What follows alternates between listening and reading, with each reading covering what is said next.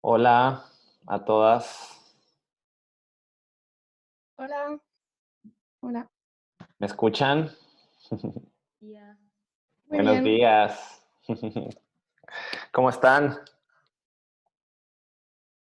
bien, bien, todo bien. Bueno, ¿les parece si damos 3 minutitos, 4 minutitos a ver si se suma alguien más eh, para empezar la clase? Dale. Dale, perfecto. Sobre todo porque hubo 2 o 3 personas que me respondieron que sí se sumaban del grupo, entonces calculo que estarán por entrar. Antes de eso, ¿tienen alguna duda respecto a la clase anterior? Porque efectivamente no tuvimos la clase anterior con el tema de igualdad y teníamos la clase virtual. Entonces quería saber qué les había parecido, cómo la sintieron. Obviamente es una clase, digamos, es una clase larga, eran 45 minutos de contenido de clase, pensando en lo que íbamos a trabajar en esas 3 horas. Pero bueno, quería saber si pudieron ver el video, qué les pareció todo eso.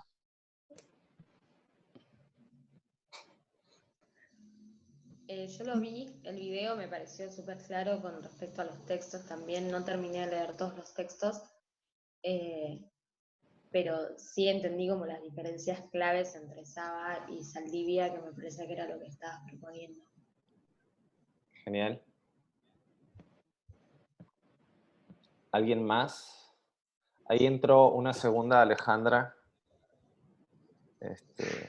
Bienvenida. No, creo que soy la misma, pero acabo de poner el micrófono. Ah, perfecto. Ok. Es que acá me aparecen como 2 Alejandras, pero igual está bien. Em,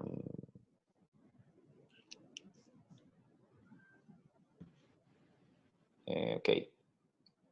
¿Alguien más sobre la clase? ¿Pudieron verla? ¿Tienen dudas? ¿Qué les parece esa modalidad? Obviamente yo prefiero, o sea, que hagamos esto, pero digamos como la semana pasada fue un poco más difícil coordinar. La idea es que no perdiéramos el tiempo eh, y aprovecháramos esa semana para ir avanzando.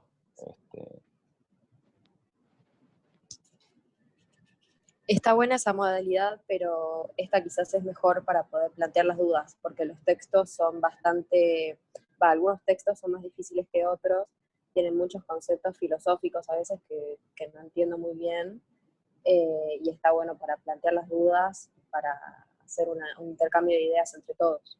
Genial. Todos. Esa es la idea. Perfecto.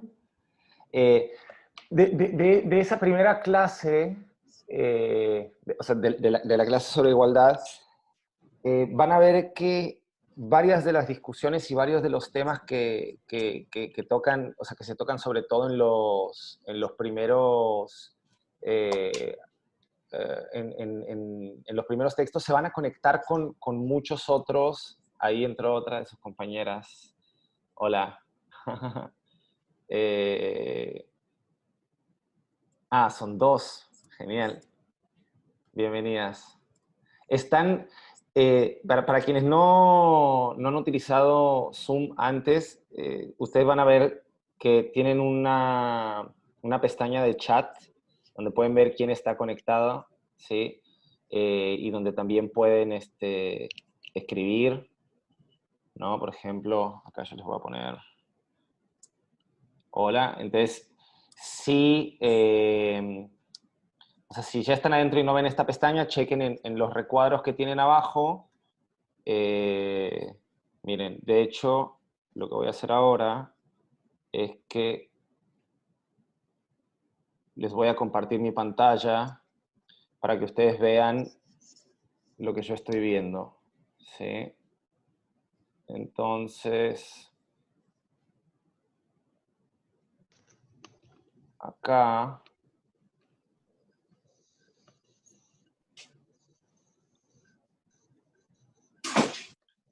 las tengo a ustedes, les puedo mostrar el video, les puedo mostrar, digamos, la preparación de la clase que hice, y acá tendría que poder mostrarles cómo se ven, pero no lo estoy logrando. ¿Pueden ver mi pantalla ustedes acá con lo que les estoy compartiendo? Sí, sí, sí Sí, se ve. sí.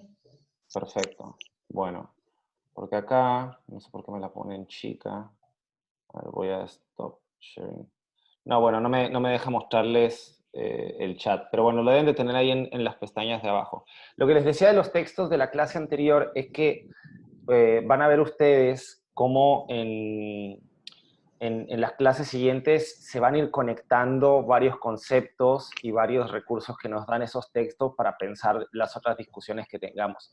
Entonces, por ejemplo, toda esta discusión sobre desigualdad estructural de Saba y esta visión más relacional de Laura Saldivia van a estar muy presentes en varios de los otros textos. De hecho, tal vez para algunas de ustedes ya es claro que o sea, la forma en la que se conectan tanto con las ideas de Honneth y el reconocimiento o con lo que plantea María Karman y Seila Benjaví. Entonces, es muy importante que quienes no terminaron de hacer los textos, sobre todo el de Saba y el de Saldivia, los terminen para ver si tienen alguna duda y que la discutamos, ¿sí? Y bueno, y si tienen dudas concretas de esos textos, díganmelas ahora para discutirlas, si no, empezamos con la clase. ¿De los textos sobre igualdad o de los textos de esta clase? No, de la clase de igualdad primero, o sea, de la clase anterior, y después pasamos con esta clase. De la clase en la que tenían el video en YouTube y los textos, sea de la explicación del video o de los textos, si hay algo que necesiten revisar, y si no, vamos de lleno con esta. Yo por mi parte no tengo dudas respecto a esa clase. Bien. No, yo tampoco. Porque todavía no terminé de leer los textos, más que nada. Está bien. Igual, viste que la clase está en YouTube, o sea, Sí, la clase la pude ver, me tomé todos los apuntes, hice como todas las diferencias de los textos, leí uno, pero me falta, no pude terminar, la verdad, esta semana fue como... No se preocupen. Eso es algo importante. A ver, estamos viviendo una situación social bastante complicada. Yo sé que es difícil y sepan que eso lo tenemos bastante presente y bastante claro en la cátedra y particularmente yo lo tengo muy, muy presente. Creo que ya el simple hecho de seguir con la clase o de que ustedes intenten hacer la lectura, ver los videos y todo eso ya es un mérito bastante grande. Es jodido estar en cuarentena, es complicado la situación en la que ustedes están, es bastante angustiante, y lo digo porque obviamente esta situación nos cruza a todos, pero la posición en la que nosotros estamos es en una en la que intentamos darles recursos a ustedes sin que sientan una presión desproporcionada de lo que tienen que hacer. Entonces, si no están llegando con los textos, si se atrasan, eso no pasa nada, ¿sí? No se preocupen. O sea, acá la idea es que en estas semanas nosotros intentemos sacarle el mayor provecho posible a las discusiones que vayamos a tener y al mismo tiempo que ustedes no se sientan sobrecargadas con esto. O sea, que esto sea algo que les ayude, sea algo que les permita aprender, pero que no las rebase. ¿Se entiende? Bien. Y otra cosa nada más. En teoría, esta reunión no debe de cortarse, porque se supone que Zoom ya tiene habilitada el hecho de que dure más de 40 minutos. Pero es posible al mismo tiempo que se corte, ¿sí? Entonces, si se llega a cortar... Dígame, Julio, ¿cómo le va? Mire, tipo 12:30, si puede.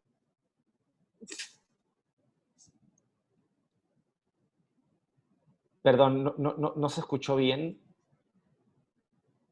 No, igual sacó el micrófono. Me parece que estaba hablando otra persona y desconectó el micrófono. Ah, ok, sí, ahí está diciendo que no. Perfecto. Genial. Bueno, si se llega a cortar esto, yo voy a, digamos, a subir otro link al toque para que sigamos con otra videollamada. No debería de cortarse, pero bueno, dado que la tecnología siempre va a poner estas limitaciones, está bueno que lo sepan, ¿sí? Entonces, si a los 40 minutos, que sería a las 11:40, se llega a cortar, abro otra sesión, les mando el link y ustedes se suman. ¿Les parece? Bien, sí, perfecto. Perfecto. Bueno, entonces, si no tenemos dudas, empecemos con esta clase. ¿Con qué se quedaron de los textos que tenemos? El tema, a ver, breve introducción así de unos minutos y después empezamos la discusión. La idea de esta clase es, primero, meter elementos críticos que nos permitan pensar la otredad desde lugares que no son comunes para la filosofía política o la teoría política contemporánea, ¿sí? Entonces, sepan ustedes que dentro de las discusiones sobre las teorías de la justicia existen en ese universo de las teorías de la justicia existen distintas galaxias que tienen sus propios, digamos, centros gravitacionales y que tienen cierto peso unas frente a las otras. En el mundo occidental, hablando más de Europa Occidental, Estados Unidos y definitivamente por la influencia de estas dos en Latinoamérica, digamos que las teorías políticas contemporáneas tienen un peso, o sea, una de esas galaxias de la filosofía política tiene un peso o un acento muy importante en las teorías sobre el reconocimiento, sobre la redistribución, perdón, ¿sí? Entonces, digamos que uno de los representantes más importantes en las discusiones sobre la justicia y la igualdad, sobre la redistribución, es John Rawls, que es una persona que ustedes ven referida varias veces en algunos de los textos, particularmente en el de Seila Ben-Habib. En esa discusión, y haciendo eco, digamos, del primer texto de Marcelo Alegre de la clase anterior, obviamente que la pregunta sobre la igualdad está en el centro. Ahora, la idea de la justicia desde esas teorías hace énfasis o pone el acento en la idea de redistribuir los recursos, los bienes, los derechos. Sí tiene una perspectiva mucho más redistributiva en ese sentido, que pasa por muchas veces ser reducida a, pero en términos sustantivos no es así, pero pasa por reducirse a la pregunta de cómo redistribuimos el dinero, ¿sí? Para tener una sociedad justa deberíamos de tener con ciertas instituciones que funcionen de acuerdo a principios que permitan redistribuir los bienes sociales que tenemos nosotros, ¿sí? Muchas personas que tal vez no han profundizado en esas teorías, identifican la idea de esos bienes, lo que Rawls llamaría los bienes primarios, como la riqueza, ¿no? Entonces, bueno, ¿qué vamos a hacer con la plata? ¿Cómo vamos a distribuir el dinero para tener sociedades más igualitarias? En realidad, la perspectiva de Rawls es mucho más amplia, incorpora dentro de su primer principio de justicia una idea de que todas las personas cuenten con el mismo set de derechos y oportunidades que les permitan desarrollar su plan de vida, ¿no? Entonces hay una cosa de redistribuir esos bienes primarios para todas las personas, derechos, riquezas, oportunidades, etc. ¿Bien? Esa es como la perspectiva dominante y lo que de hecho cuando las orientaciones en filosofía se meten en las distintas carreras, sobre todo en el grado de universidad, es donde más énfasis se pone. ¿Ok? Pero no es la única galaxia en ese universo y hay otras galaxias que son muy relevantes también. Nosotros lo que vamos a hacer ahora es entrar en esa galaxia de las teorías del reconocimiento. ¿Bien?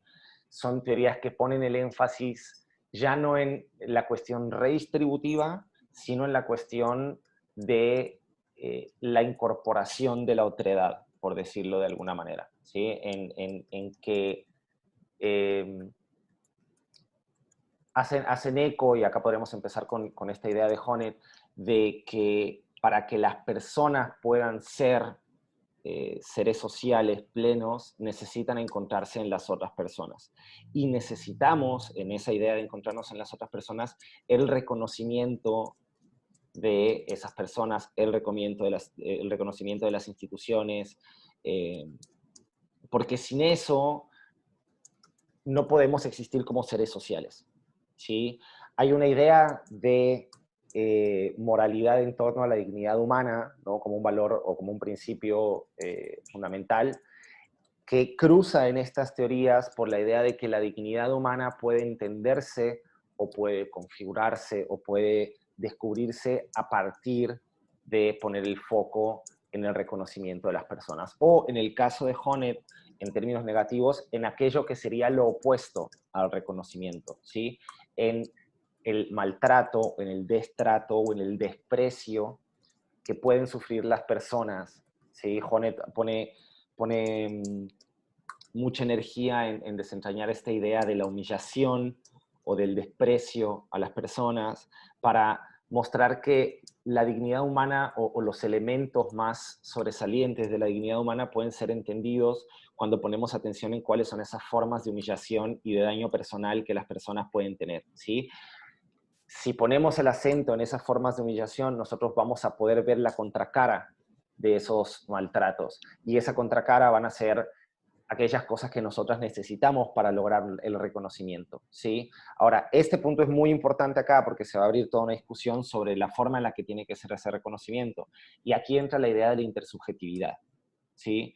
La intersubjetividad entendida como eso, como el encuentro entre personas y el poder partir de ese encuentro para encontrar las vías para garantizar la integridad de las personas, ¿sí? Sin el elemento intersubjetivo, sin entender que nos encontramos y que parte de nuestra construcción identitaria y de nuestra configuración moral parte de esa intersubjetividad, no es posible constituirnos como seres sociales. Si eso no es posible, si no podemos desarrollar una identidad, confianza en nosotras mismas, la capacidad moral autorreflexiva, entonces mucho menos posible sería construir una sociedad o entrar en un estado como el que se nos ha propuesto, ¿no? Entonces, digamos que vamos a entrar a ese tipo de teorías. Hay un texto que para quienes estén interesadas, acuérdense que al final de este curso la idea es que ustedes elijan alguno de los temas y desarrollen un trabajo con pautas que les voy a dar. Entonces, si hay quienes estén interesadas o interesados en este tema, bueno, me lo avisan porque hay varios textos que son complementarios y que son muy, muy interesantes. Hay uno muy clásico que escribe Nancy Fraser junto con Axel Honneth, que se hace la pregunta sobre la redistribución y el reconocimiento, ¿no? En realidad, redistribución y reconocimiento casi siempre van a ir de la mano, ¿sí? Reconocer a una persona implica la redistribución de ciertos bienes o ciertos derechos que pasarían, por ejemplo, por la autonomía plena, la dignidad, la integridad, la personalidad.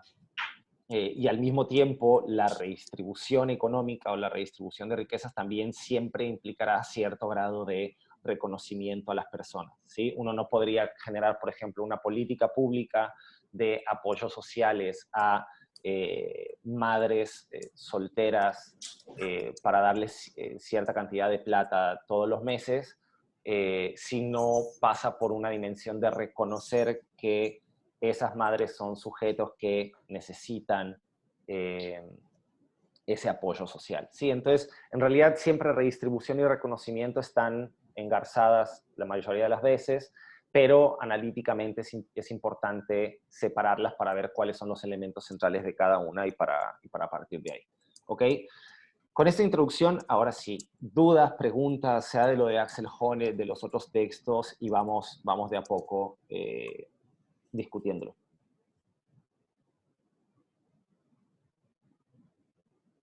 ¿Quién se anima?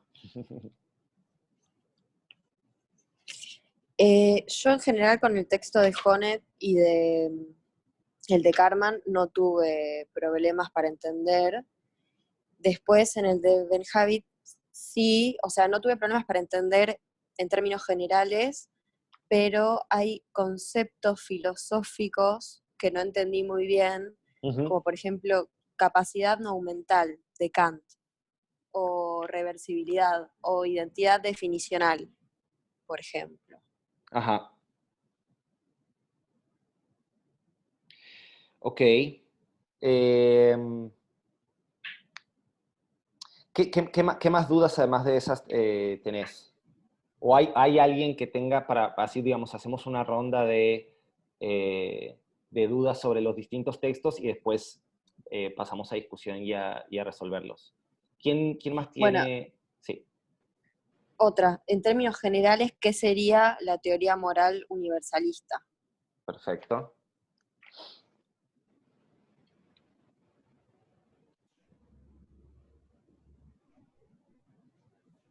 Ajá, Sí, yo no logré leer el texto de Ben Habib porque era demasiado complicado, bien. así que también me interesa como saber un poco más. Solo leí como 2 páginas y sí, no entendí casi nada, pero Bien, los demás textos sí entendí, así que también, si me interesas, podemos seguir con este texto. bien. Sí, es la misma cosa para yo, como el texto de Benavides era muy difícil para franceses, pienso. Sí, claro.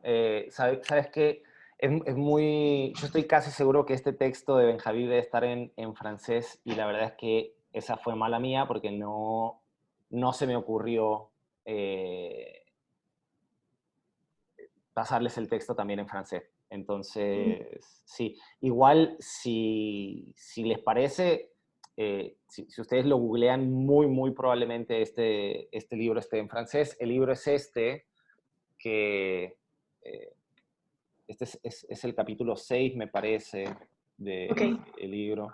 Es El ser y el otro, bueno, que ok. seguramente esté en francés y va a ser mucho más amigable para ustedes. Sí, tienen razón. Una disculpa por eso, porque no lo pensé. Bueno, si Ujú. quieren, vamos un poco con las preguntas que tenemos sobre Benjaví y hago una breve descripción del texto también. A ver, el artículo de Benjaví empieza con una discusión teórica que, digamos, a nivel de la filosofía fue bastante famosa, que es la discusión Kohlberg-Gilligan,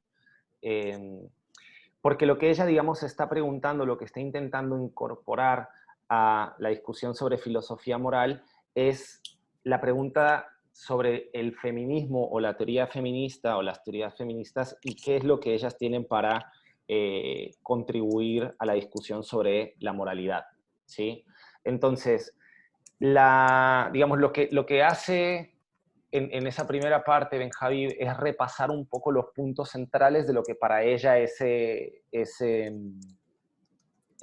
debate reveló sobre la forma en la que se concebía tanto la racionalidad como ciertos valores relacionados o no con la moralidad, ¿no? Entonces, digamos que parte de la teoría de Kohlberg se concentra en describir ciertos procesos racionales y vincularlos con la forma en la que nosotras pensamos sobre la moral, ¿sí?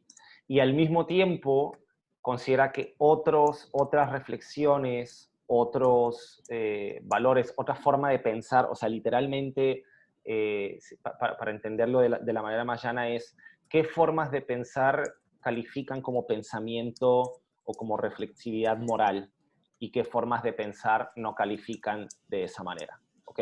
Entonces, en la visión tradicional, que se asociaría mucho más hacia Kohlberg, hay una perspectiva racionalista, que es esto que un poco que Alejandra preguntaba, que va a venir más adelante en el segundo apartado de la crítica de Benjaví, que tiene que ver con una concepción hiperreflexiva del ser humano como un ser humano autónomo, desencarnado, desconectado, con una racionalidad plena, que no es dependiente de ninguna persona, que no tiene un contexto.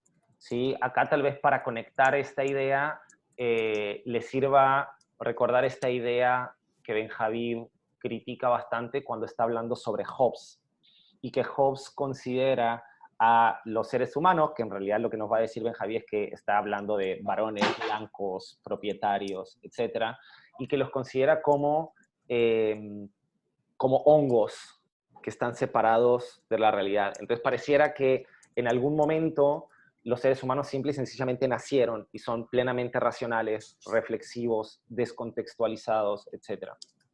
Acá lo que hace Gilligan, o digamos la crítica de Gilligan a Kohlberg en esta primera parte del trabajo, lo que dice es, a ver, hay una forma de pensar sobre la realidad y hay una forma de pensar sobre las cuestiones morales que no es esta que nos están planteando ustedes y que es mucho más contextual, que está conectada con valores que tienen que ver con la empatía, con la relacionalidad. Sí, hay una cuestión relacional. Acá podemos volver al texto de Laura Saldivia, en esta parte que nos decía que los seres humanos somos seres sociales, que estamos conectados con otros, ¿sí? Y que eso implica una forma de pensar y una forma de conectarnos con las otras personas. Entonces, ¿cuál era el problema de esta visión tradicional hiperracionalista de Kohlberg?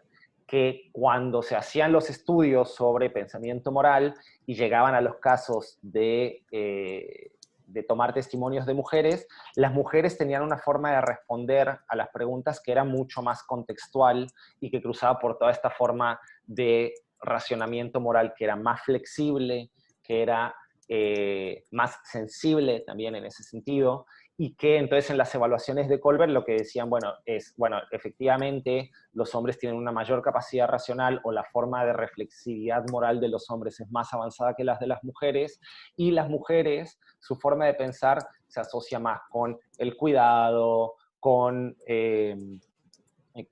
esa relacionalidad entre las personas, es un pensamiento mucho más contextual, mucho menos abstracto, mucho menos general, mucho más particularizado, ¿sí? Y eso, lo que hacía, o sea, ¿cómo se conecta esto con la filosofía moral? Bueno, porque lo que sucede con este debate de Kohlberg-Gilligan es que la justicia o las discusiones sobre la justicia se encuentran en ese lugar de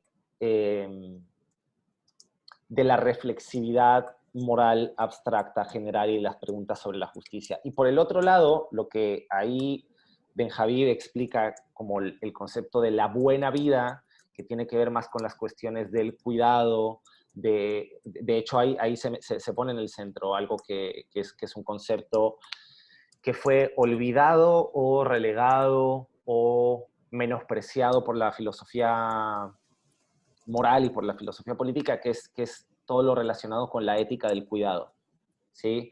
Lo que pasaba antes con planteamientos como los de Kohlberg y en un principio también como los de Rawls, es que las cuestiones de la ética de cuidado, de esto, de la empatía, de las necesidades básicas de las personas, de cómo nacemos siendo niñas y necesitamos que nos cuiden, porque no, digamos, el ser humano no sobrevive por sí mismo, no somos como otros animales que puede, o sea, que en el momento en que nacen empiezan a valerse por sí mismos, sino que somos seres necesitados y dependientes, entonces necesitamos ser cuidados, acompañados, criados y enseñados, y que además después llegará otra etapa de la vida en la que en nuestra vejez también necesitaremos de cuidados y de acompañamiento. Todo esto dando por supuesto cosas que todas las teorías dominantes como la de Rawls y otras dan como un hecho, pero que muchas veces no lo es, que es la idea del capacitismo, ¿no? Es decir, que somos seres capaces, que no tenemos ninguna discapacidad, que podemos valernos por nosotros mismos. Pero digamos que todo eso que pasa por la idea de la ética del cuidado es algo que no se consideraba como parte de la filosofía moral, ¿se entiende? Eso es algo que quedaba para reflexiones privadas o para reflexiones de otro tipo, pero que no pasaban por una discusión moral. Los análisis que hacía Kohlberg efectivamente lo que hacían era decir, bueno, esa forma de pensar que tienen las mujeres es una forma de pensar privada o personal, relacionada mucho más con cuestiones familiares, de vínculos de amor, de vínculos personales, que no están conectados con la moralidad en términos concretos, ¿sí? Gilligan lo que viene a criticarle es precisamente eso. Es decir, mira, los presupuestos de tu teoría, el presupuesto de que la racionalidad es esto y no otra cosa, lo que hacen es recortar la experiencia de las mujeres. Y además construir un tipo de racionalidad que es parcial y que deja por fuera la experiencia de las mujeres. Eso por un lado. Y en segundo lugar, que esta forma de pensar mucho más contextual, mucho más relacional de las mujeres, es también un tipo de pensamiento moral. Y la ética del cuidado debe ser incorporada dentro de las discusiones morales porque efectivamente es una cuestión moral. Digamos, la forma patriarcal de pensar la teoría moral lo que ha hecho es sacar del centro de la moralidad todas las cuestiones que han pertenecido o que han sido relegadas para la esfera privada. ¿Sí? Que ahí podemos volver de nuevo al texto de Laura Saldivia, en la que ella hace esta crítica de la binariedad y de la dicotomía de lo público y lo privado. Entonces, lo privado, que normalmente no es una cuestión de reflexión, no es una cuestión del pensamiento moral, queda fuera de las discusiones tanto de racionalidad como de moralidad. Y ahí lo que Carol Gilligan llega a decir es, mira, te estás olvidando de todo esto que efectivamente es moral, que también es racional y que tiene un montón de cuestiones positivas, ¿sí? Que están siendo dejadas de lado. La influencia de estas teorías dominantes es una influencia profundamente kantiana, ¿sí? Y por eso ahí es cuando se hace esta referencia a la capacidad no mental, porque Kant tenía una perspectiva trascendental del ser en el cual, digamos, las personas podían, o eran más bien, estos seres hiperracionales que podían pensar por sí mismos, abstraídos del contexto para llegar a conclusiones sobre la moralidad en sentido profundo. La crítica de Ben-Habib a todas estas teorías es que sus presupuestos kantianos las hacen depender demasiado de esa ficción o de esa construcción, digamos, racional que no es real. ¿Sí? Nosotras no somos seres autónomos e hiperreflexivos en ese sentido, ¿no? Y hay una parte muy linda en el texto en el que Ben-Habib hace una crítica ahí una crítica a Kant, déjenme ver si encuentro la cita, pero cuando dice que él se equivoca en la forma de concebir, a ver, yo acá lo tengo porque de hecho lo había puesto por acá, ahí les digo. La cita es, el error de Kant fue suponer que yo, como agente racional puro, que razono por mí mismo, podría llegar a una conclusión que sería aceptable para todos en cualquier tiempo y lugar. ¿Sí? Este ente racional puro que razona por sí mismo, sin estar conectado a otras y sin tomar en cuenta el contexto, es esta idea de la capacidad no mental kantiana. Y obviamente Rawls se apoya mucho en esa idea para construir su teoría. Hago nada más un paréntesis porque estamos a punto de cumplir los 40 minutos y acá estamos llegando al punto en el que vamos a saber si efectivamente la videollamada sigue o no. Si se corta, abro una nueva videollamada y lo subo rápidamente al campus virtual la invitación, ¿sí? Nada más para que estén enteradas de que esto es algo posible. Bueno, queda un poco más claro. Ahora voy a desarrollar más, pero al menos esta idea de en qué consiste en términos generales el debate al principio, que efectivamente es un poco complicado, porque además no digamos que Ben-Habib no contextualiza y efectivamente se requiere un poco de conocimiento previo para entender bien ese debate. Pero es claro en términos generales qué es lo que se discute. Sí, Sí, perfecto. claro, sí. Sí. Bueno, perfecto. Ahí Luciano nos está diciendo que está bien. Ok, ¿dudas de algo de lo que, de algo de lo que dije en esta parte?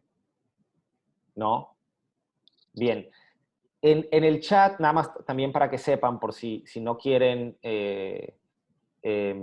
hablar así de una, pero en el chat también hay una opción que, que ustedes deben de tener acá, que es para levantar la mano. Deben de tener un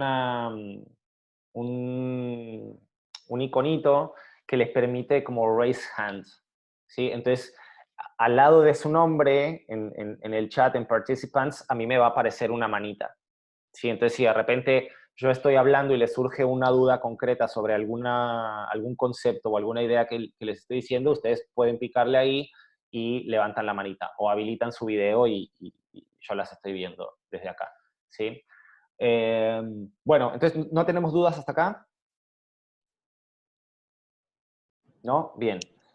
Voy a seguir un poquito más con el texto de Benjaví, porque ya que me dijeron que es, digamos, como donde más complicado estaba, y ahí me meto directo a esta idea de las teorías morales universalistas, ¿no? Acá, bueno, tener claro que efectivamente las teorías racionalistas anteriores y también las teorías morales habían relegado o habían dejado el mundo de lo privado, en oposición al mundo de lo público, como un mundo que no debía ser explorado, ¿sí? Un mundo que no debía ser criticado, ni analizado, ni mirado por el Estado, pero tampoco por aquellos quienes se preocupaban por las discusiones sobre moral, ¿sí? Entonces, una de las cosas que va a hacer Benjaví es tomar esta dicotomía sexo-género desde una perspectiva sociohistórica, ¿sí? Y lo que ella nos va a decir es... ahí, perdón, es que nada más...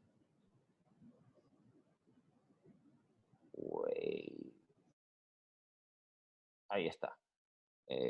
Nada, es que le silencié los micrófonos porque tenía mucho ruido acá. Igual se pueden desilenciar cuando tengan preguntas, pero sepan que están silenciadas. Entonces, esta perspectiva sociohistórica lo que va a decir es, a ver, las personas, esta dicotomía sexo-género lo que hace es materializarnos a nosotras, ¿sí? De nuevo, siempre en respuesta o en contraste con Kohlberg, Rawls, etcétera, ¿sí? Ahí donde ellos ven seres racionales, autónomos, plenos, hiperreflexivos, ella lo que está diciendo es, nosotros tenemos un cuerpo, ¿no? Y yo sé que parecería como muy simple o como algo obvio decir, bueno, sí, a ver, tenemos un cuerpo, pero eso es relevante, ¿por qué? Porque la discusión que está teniendo Benjaví es decir, nuestra identidad como personas está materializada, ¿sí?